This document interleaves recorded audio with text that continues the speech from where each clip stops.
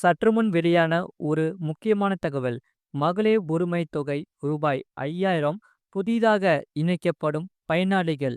அது யார் யாருக்குன்னு சொல்லி தான் பார்க்க போறோம். அத பார்க்கறதுக்கு முன்னாடி நீங்க நம்ம சேனல சப்ஸ்கிரைப் பண்ணாம இருந்தீங்கன்னா, மறக்காம லைக் பண்ணிக்கோங்க, சப்ஸ்கிரைப் பண்ணிக்கோங்க. உங்க நண்பர்களுக்கு தெரியப்பட்டும் ஷேர் பண்ணிக்கோங்க. வீடியோவ கடைசி வரைக்கும் முழுமையா பாருங்க.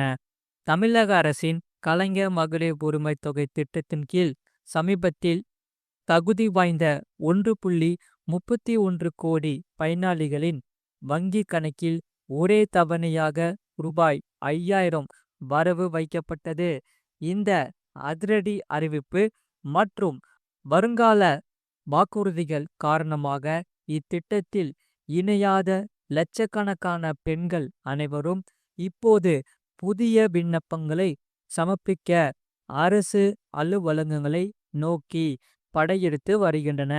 அந்த வகையில் பிப்ரவரி 13, 2026 அன்று தமிழக முதலமைச்சர் மு.க. ஸ்டாலின் அவர்கள் இந்த சிறப்பு நிதி ஒதுக்கீடு குறித்த அறிவிப்பை வெளியிட்டார். அதன்படி இந்த ரூபாய் 5000 தொகையானது 3 வெவ்வேறு பகுதிகளாக பிரிக்கப்பட்டு வழங்கப்பட்டது. பிப்ரவரி மாதத்துக்கான வழக்கமான உரிமைத் தொகை 1000. அடுத்த 2 மாதங்களுக்கான அதாவது மார்ச் மற்றும் ஏப்ரல் உரிமைத் தொகை முன்னதாகவே ரூபாய் 2000 ஆக வழங்கப்பட்டது. கோடைக்கால செலவுகளை சமாளிக்க மாநில அரசு வழங்கிய கூடுதல் சிறப்பு தொகை ரூபாய் 2000. தேர்தல் நடத்தை விதிகள் அமலுக்கு வரும் பட்சத்தில் பெண்களுக்கு சேர வேண்டிய நிதி உதவியானது தடையின்றி கிடைக்க வேண்டும் என்ற நோக்கில் இந்த முன்முயற்சியானது எடுக்கப்பட்டதாக முதலமைச்சர் தனது வீடியோ செய்தியில் விளக்கமளித்துள்ளார்.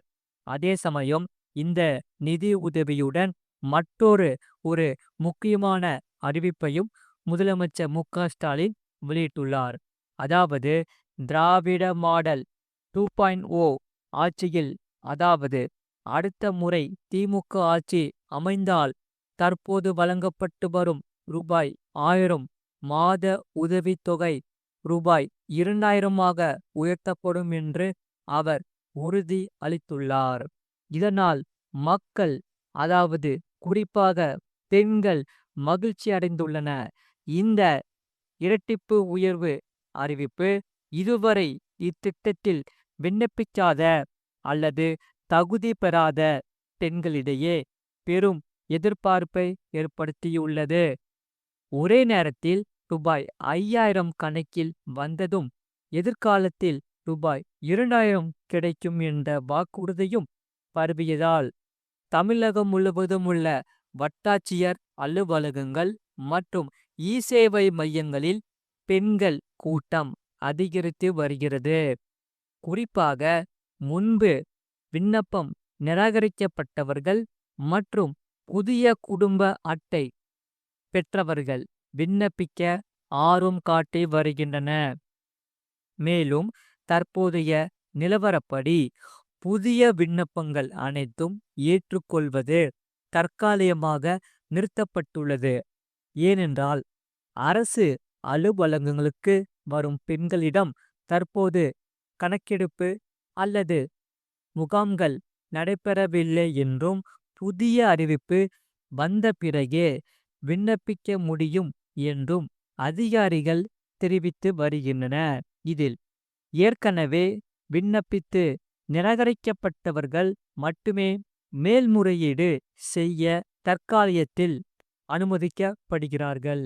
இதில் அரசு தரப்பில் முறையான அறிவிப்பு வரும் வரை பொதுமக்கள் இடைத்தரகர்களை நம்பி ஏமாற வேண்டாம் என்றும், அதிகாரப்பூர்வ முகாம்கள் குறித்த தகவல்கள் விரைவில் வெளியிடப்படும் என்றும் எதிர்பார்க்கப்படுகிறது.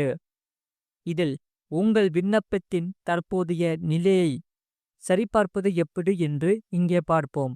மறக்காம நம்ம சேனலை சப்ஸ்கிரைப் பண்ணி வச்சுக்கோங்க. வீடியோவை கடைசி வரைக்கும் முழுமையா பாருங்க.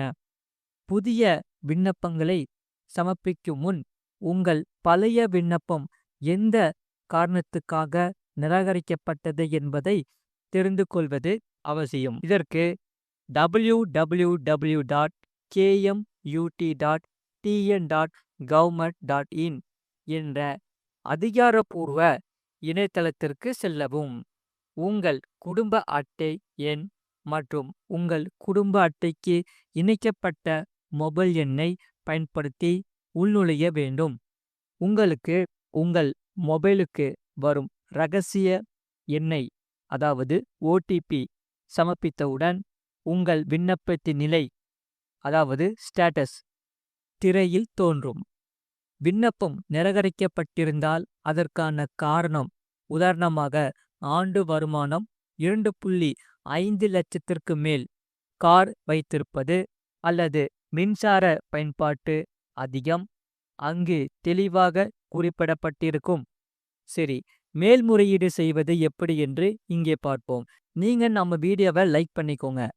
நிர்ணயிக்கப்பட்ட தகுதிகள் அனைத்தும் உங்களிடம் இருந்தும் விண்ணப்பம் நிராகரிக்கப்பட்டிருந்தால் நீங்கள் 30 நாட்களுக்குள் மேல்முறையீடு செய்ய முடியும். வருவாய் கோட்டாட்சியர் அதாவது ஆர்டிஓ உங்கள் பகுதியில் உள்ள வருவாய் கோட்டாட்சியரிடம் ஆன்லைன் முறையாகவோ அல்லது நேரடியாகவோ மேல்முறையீடு செய்யலாம். தேவையான ஆவணங்கள் என்னென்ன என்பதை இங்கே பார்ப்போம். வருமான சான்றிதழ் அதாவது இன்கம் சர்டிபிகேட், மின்சார கட்டண ரசீது, சொத்து விவரங்கள் இல்லாமைக்கான சான்று. இதில் வங்கி கணக்கு விவரங்கள் பொறுத்தவரை சரிபார்ப்பது நீங்கள் மேல்முறையீடு செய்தவுடன் அதிகாரிகள் உங்கள் வீட்டிற்கு நேரடியாக வந்து மீண்டும் ஒரு முறை கள ஆய்வு அதாவது வெரிஃபிகேஷன் செய்வார்கள். அதன் பிறகு நீங்கள் தகுதியானவர் என உறுதி செய்யப்பட்டால் அடுத்த மாதத்திலிருந்து உங்களுக்கும் உரிமைத் தொகை கிடைக்கும். இல்லையென்றால் கிடைக்காது. மறக்காம நீங்க வீடியோவை உங்களுக்கு பிடிச்சிருந்தா வீடியோக்கு ஒரு லைக் பண்ணிக்கோங்க. நம்ம சேனலை சப்ஸ்கிரைப் பண்ணிக்கோங்க. அப்பதான் நாங்கள் புதுசாக நாங்கள் டெய்லி வீடியோஸ் போட்டுக்கிட்டே இருப்போம். அப்பதான் உங்களுக்கு காமிக்கும். அதே சமயம் சப்ஸ்கிரைப் பண்ணால் மட்டும் பத்தாது, பக்கத்தில் பெல் பட்டனை கிளிக் பண்ணிக்கோங்க. உங்கள் நண்பர்களுக்கு தெரியப்படுத்தும் ஷேர் பண்ணிக்கோங்க. அவங்களும் இந்த வீடியோ பார்த்து பயன்பட்டு கொள்ளட்டும். அதே சமயம் இந்த செய்தியை பற்றி உங்கள் கருத்துக்கள் என்னன்னு கமெண்ட் செக்ஷனில் கமெண்ட் பண்ணுங்க. உங்களுக்கு ஏதாச்சும் டவுட் இருந்தாலும் கமெண்ட் செக்ஷனில் கண்டிப்பாக கமெண்ட் பண்ணிக்கோங்க. உங்களுக்கு வேற என்னென்ன செய்திகள் தேவைப்படுதோ அதாவது ரேஷன் நியூஸு, கலைஞர் மகளிர் உரிமை நியூஸு, இல்லை அரசு சார்ந்த முக்கியமான செய்திகள் வேணும்னா கமெண்ட் செக்ஷனில் கமெண்ட் பண்ணிக்கோங்க. இந்த வீடியோ பிடிச்சிருந்தா லைக் பண்ணிக்கோங்க, சப்ஸ்கிரைப் பண்ணிக்கோங்க, பக்கத்தில் பெல் பட்டனை கிளிக் பண்ணிக்கோங்க. உங்கள் நண்பர்களுக்கு தெரியப்பட்டு ஷேர் பண்ணிக்கோங்க. நம்ம சேனலுக்குள்ளே போனீங்கன்னா ரைட் சைடில் ஸ்டோர்னு ஒரு ஆப்ஷன் இருக்கும். அதில் உங்களுக்கு தேவையான மல்லிகை ஜாமான்லாம் இருக்குது. இல்லை ஜுவல்ஸு எல்லாமே ஆன்லைனில் பெஸ்ட் ஆஃபரில் போயிட்டுருக்கு. உடனே அதை கிளிக் பண்ணி வாங்கிக்கோங்க. உங்களுக்கு ரொம்பவே யூஸ்ஃபுல்லாக இருக்கும். இப்போ ஆஃபரில் டிஸ்கவுண்டில் போயிட்டுருக்கு. உடனே அதை கிளிக் பண்ணி வாங்கிக்கோங்க. உங்களுக்கு ரொம்பவே யூஸ்ஃபுல்லாக இருக்கும். இவ்வளோ நேரம் முழுமையாக வீடியோ பார்த்ததுக்கு மிக்க நன்றி.